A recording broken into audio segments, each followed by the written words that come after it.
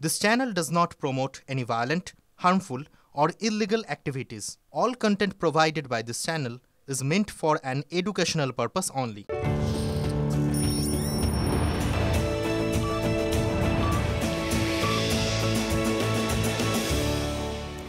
নমস্কার, আরো একবার স্বাগত টিভি9 বাংলায়। শুরু করছি 5 কথা। লিমা রয়েছি আপনাদের সঙ্গে। নজর রাখবো এই মুহূর্তের সমস্ত গুরুত্বপূর্ণ খবরে।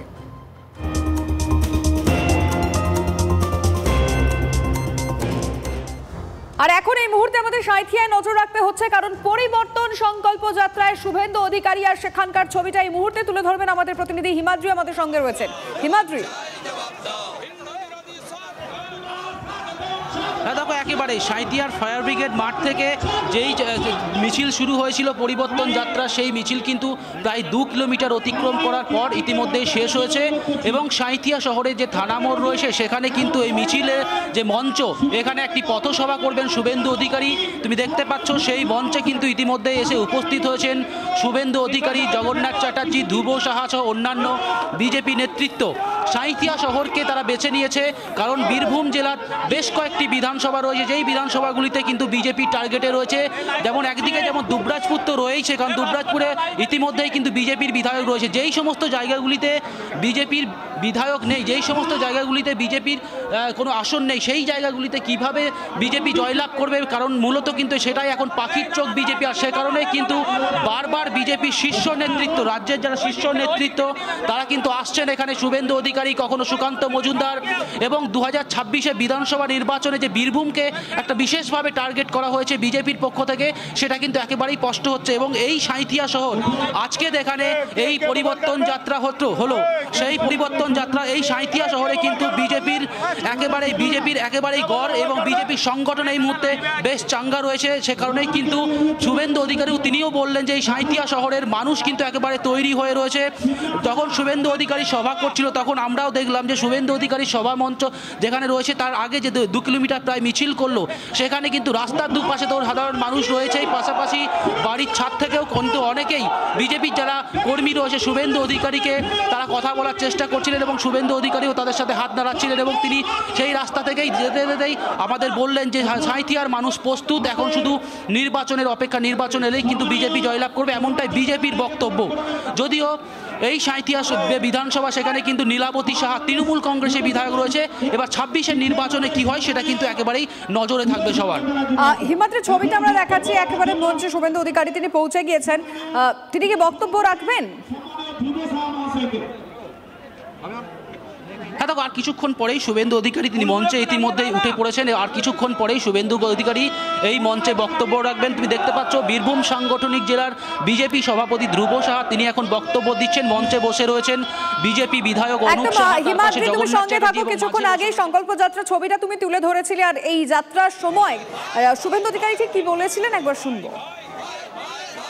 সাঁইথিয়া শহরে একটা বিধানসভার লোক, শুধু আহমেদপুরটা আছে লাভপুরের একটা বিধানসভা, 7টা বিধানসভার লোক নয়, 11টা বিধানসভার লোক নয়।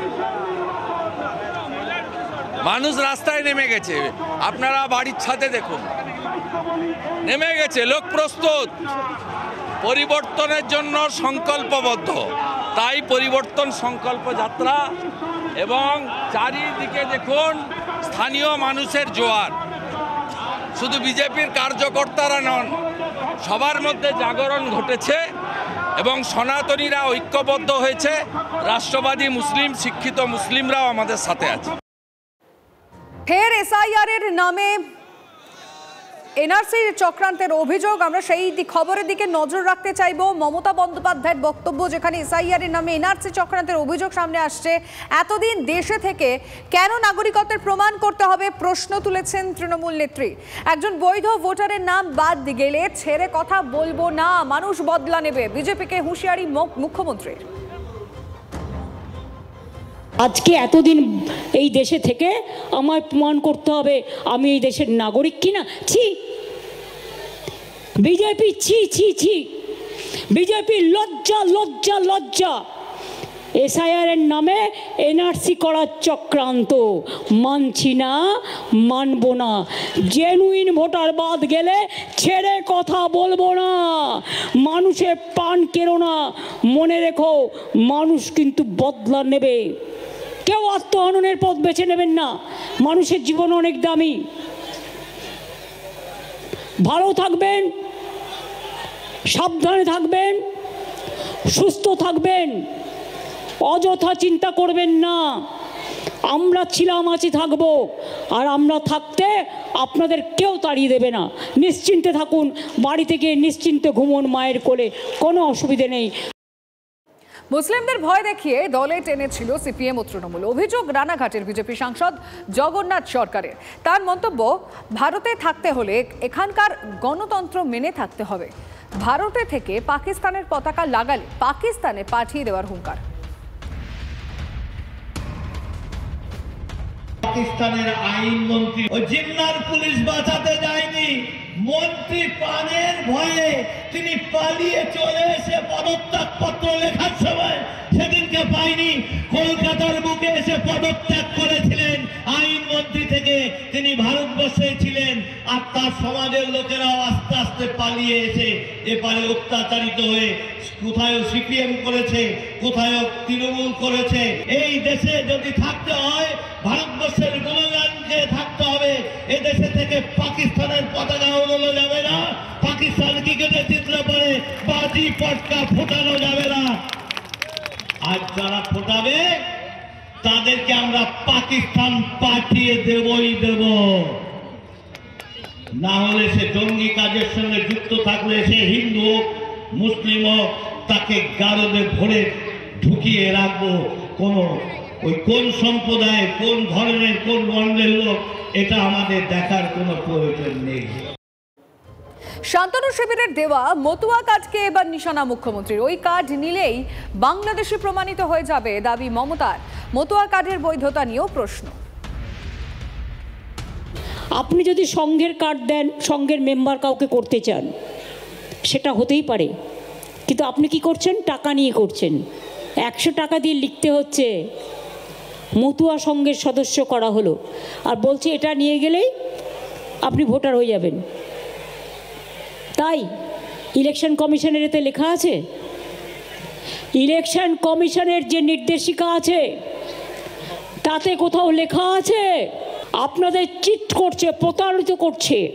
টু হোমসেভার ইট মে কনসার্ন বলে কি বলছে, হার প্রিভিয়াস ন্যাশনালিটি ওয়াজ বাংলাদেশ। তাতে লিখে দিচ্ছে আপনি কিন্তু বাংলাদেশে ছিলেন।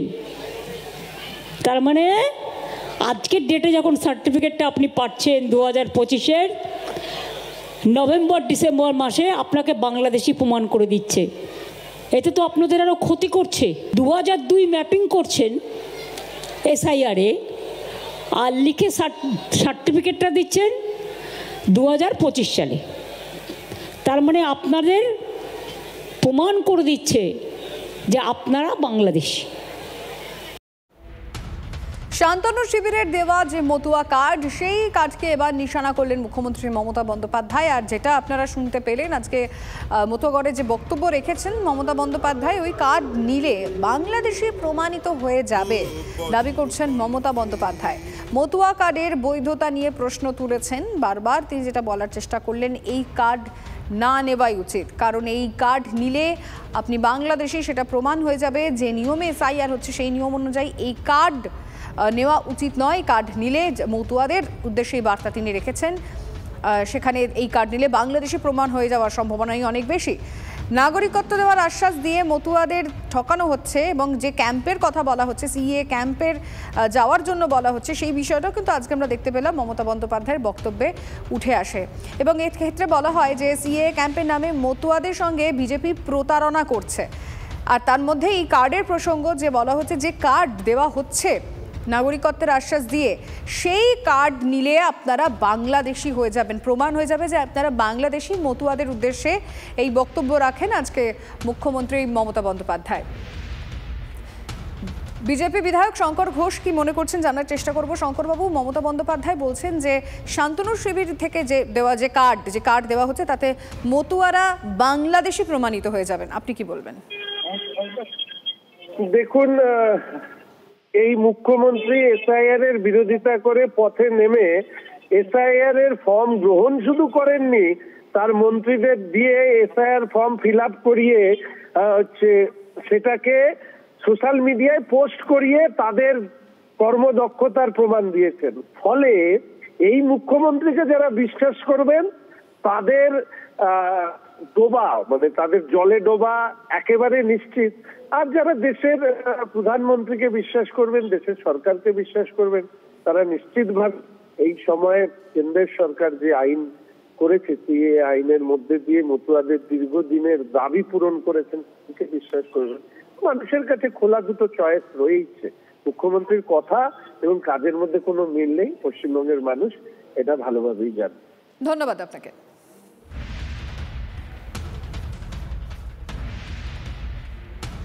এসআইআর নিয়ে এবার নির্বাচন কমিশনের দরবারে তৃণমূল। শুক্রবার সকাল 11টায় বৈঠকের সময় দিল নির্বাচন কমিশন। বৈঠক চেয়ে ডেরেকের চিঠির আজ জবাব দিল কমিশন। তৃণমূলের 4 প্রতিনিধিকে বৈঠকে অনুমতি দিয়েছে নির্বাচন কমিশন। আর একবার আপনাদের জানিয়ে রাখতে চাইব এই বিষয়ে, এসআইআর নিয়ে এবার নির্বাচন কমিশনের দরবারে তৃণমূল কংগ্রেস। শুক্রবার সকাল 11টায় বৈঠকের সময় দিয়েছে নির্বাচন কমিশন। বৈঠক চেয়ে ডেরেকের চিঠির জবাব দিয়েছে কমিশন। তৃণমূলের 4 প্রতিনিধিকে এই বৈঠকে অনুমতি দিয়েছে নির্বাচন কমিশন। 10 জনের বদলে 4 জনের সঙ্গে কেন বৈঠক, প্রশ্ন তুলে কমিশনকে নিশানা অভিষেকের। নির্বাচন কমিশন স্বচ্ছ হলে 10 সাংসদে ভয় কেন? প্রকাশ্যে বৈঠক করুন, সরাসরি সম্প্রচার হোক, 5টি প্রশ্নের সরাসরি জবাব দিন, দাবি তৃণমূলের সর্বভারতীয় সাধারণ সম্পাদক অভিষেক বন্দ্যোপাধ্যায়ের। পরে খবরে নজর রাখবো তৃণমূল বিধায়কের বিরুদ্ধে পথে তৃণমূলেরই একাংশ। তোলাবাজি, সরকারি প্রকল্পে কাটমানি, তৃণমূল এবং প্রতিবাদ করলেই পুলিশ হেনস্থার অভিযোগ আসছে। কাঠগড়ে তারকেশ্বরে তৃণমূল বিধায়ক রামেন্দু সিংহ রায় বিধায়কের বিরুদ্ধে 7 দফা অভিযোগিক বিক্ষোভ। ডানকুনি আরামবাগ রাজ্য সড়ক অবরোধ করা হয়েছে। প্রতিক্রিয়া দিতে চাননি তৃণমূল বিধায়ক রামেন্দু সিংহ রায়। তৃণমূল বিধায়কের বিরুদ্ধে পথে তৃণমূলেরই একাংশ। ছবিটা দেখাচ্ছি আপনাদেরকে, তার পাশাপাশি আমাদের রিপোর্টারের সঙ্গে কথা বলবো। সনৎ মাঝি রয়েছেন টেলিফোন লাইনে।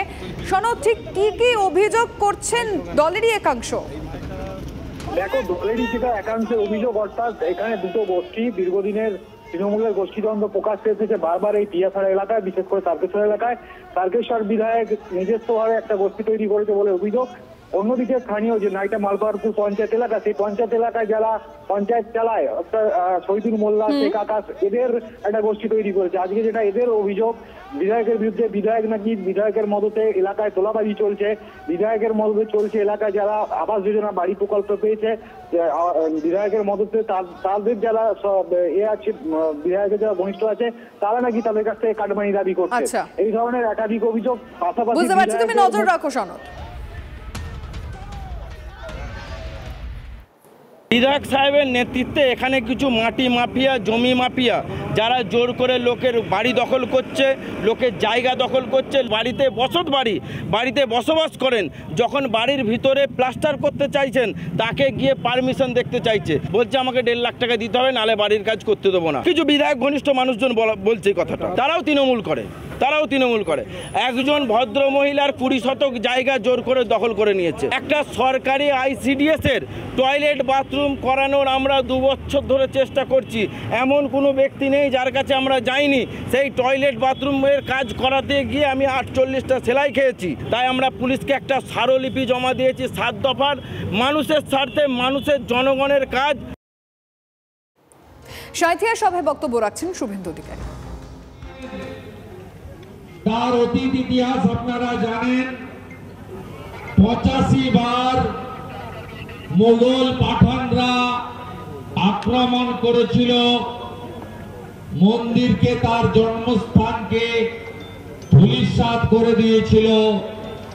3 লক্ষের বেশি হিন্দু এই জন্মভূমি পুনরুদ্ধারের জন্য 85 বারের আক্রমণে আত্মবলিদান দিয়েছিলেন। পরবর্তীকালে লালকৃষ্ণ আদবানীজির নেতৃত্বে কর সেবকরাও গুলির সামনে বুক পেতে দিয়েছিল। সেই আমাদের গর্বের সূর্যের রাম মন্দিরের আজকে শাস্ত্রীয় মতে ধ্বজ উত্তোলনের মধ্য দিয়ে শাস্ত্রীয় কর্মকাণ্ড সমাপ্ত হলো, অর্থাৎ রাম মন্দির নির্মাণ তার বৃত্ত আজকে সম্পূর্ণ হয়েছে অযোধ্যায়। মাননীয় প্রধানমন্ত্রী নরেন্দ্র দামোদর দাস মোদী এবং পূজ্যপাদ সরসংঘ চালক মোহন ভাগবতজির উপস্থিতিতে। তাই আজকের দিনটা গর্বের দিন, আজকের দিনটা সূর্যের দিন, আজকের দিনটা আনন্দের দিন। আর আজকের দিনে আজকে এই রাম মন্দিরের বিরুদ্ধে কোন রাজ্যের মুখ্যমন্ত্রী মিছিল করেননি। 2024-এর 22 জানুয়ারি মমতা ব্যানার্জি রাম মন্দিরের বিরুদ্ধে উদ্বোধনের দিন মিছিল করেছিল। ছি মমতা, ছি ছি মমতা, ছি। আজকের এই কর্মসূচিতে আপনারা দলে দলে যোগ দিয়েছেন। শুধু আপনারা নন, রাস্তার দুদিকে সাঁইথিয়া শহর ভয় কাটিয়ে রক্তচক্ষুকে উপেক্ষা করে তারা বেরিয়ে এসে হাত নেড়ে নমস্কার করে হাসি মুখে ভারতীয় জনতা পার্টির গৈরিক সেনাদের এই মিছিলকে বরণ করে নিয়েছেন। তাই আমি সকলকে, আমার দেবতুল্য কার্যকর্তা, সাঁইথিয়ার জনতা, জনগণ, গণদেবতা জনার্দনকে আমি আমার অন্তর থেকে শ্রদ্ধা জ্ঞাপন করি। মঞ্চে উপবিষ্ট আছেন মান্যবর জেলা সভাপতি, বীরভূম সাংগঠনিক জেলা ধ্রুব সাহা মহোদয়, বোলপুর সাংগঠনিক জেলার মান্যবর সভাপতি সেবাপদ মন্ডল মহোদয়, আমাদের রাজ্য ভারতীয় জনতা পার্টির সাধারণ সম্পাদক তরুণ নেতা জগন্নাথ চট্টোপাধ্যায়, আমাদের রাজ্যের বর্ষিয়ান নেতা এবং ভারতীয় জনতা পার্টির যারা প্রতিষ্ঠা লগ্নের কর্মী সমর্থক, তাদের নয়নের মণি সম্মানীয় শ্রদ্ধেয় দুধ কুমার মন্ডল মহোদয়, আমাদের বোলপুর জেলার প্রাক্তন সভাপতি আমাদের সন্ন্যাসী মন্ডল মহোদয়, ভারতীয় জনতা পার্টির রাজ্যের অন্যতম মুখপাত্র বোন কেয়া ঘোষ মহোদয়া, আমাদের রাজ্যের অত্যন্ত তরুণ জনপ্রিয় বিধায়ক দুবরাজপুর সর্বভারতীয় যুব মোর্চার সহ সভাপতি সাথী অনুপ সাহা, আরেক প্রাক্তন সভাপতি প্রণব নির্মল মন্ডল মহোদয়, আমি এদের প্রত্যেককে অভিনন্দন, কৃতজ্ঞতা জানাই। আমি ধন্যবাদ জানাই সাঁইথিয়া মন্ডলের কনভেনার সাহেব চক্রবর্তীকে, সাঁইথিয়া থেকে জেলা কমিটির জিএস উদয় শঙ্কর ব্যানার্জি, ভাইস প্রেসিডেন্ট কৃষ্ণকান্ত সাহা, আমাদের এখান থেকে কনভেনার শিবনাথ সাহা, সেক্রেটারি বিশ্বজিৎ সাহা সহ আমাদের অসংখ্য মহিলা নেতৃত্ব, প্রত্যেককে আমি ধন্যবাদ এবং কৃতজ্ঞতা জ্ঞাপন করি। আপনারা জানেন আজকের কর্মসূচির নাম পরিবর্তন সংকল্প যাত্রা, কারণ আগামী কয়েক মাসের মধ্যে এই রাজ্যের সাধারণ নির্বাচন অনুষ্ঠিত হবে। এই সাধারণ নির্বাচনে ভারতীয় জনতা পার্টি নরেন্দ্র মোদীজির নেতৃত্বে পশ্চিম বাংলার হিত গৌরব ফিরিয়ে আনার জন্য পশ্চিম বাংলায় 15 বছর তৃণমূলের রাজত্ব, 34 বছর বাম রাজত্ব, পশ্চিম বাংলার হারিয়ে যাওয়া ঐতিহ্য, সংস্কৃতি, পশ্চিম বাংলার শিক্ষিত বেকার যুবক যুবতীর মুখে হাসি ফুটিয়ে কৃষক থেকে শুরু করে পশ্চিম বাংলার সমস্ত মানুষকে অধিকার ফিরিয়ে দেওয়ার জন্য আমরা পরিবর্তন সংকল্প যাত্রায় নেমেছি।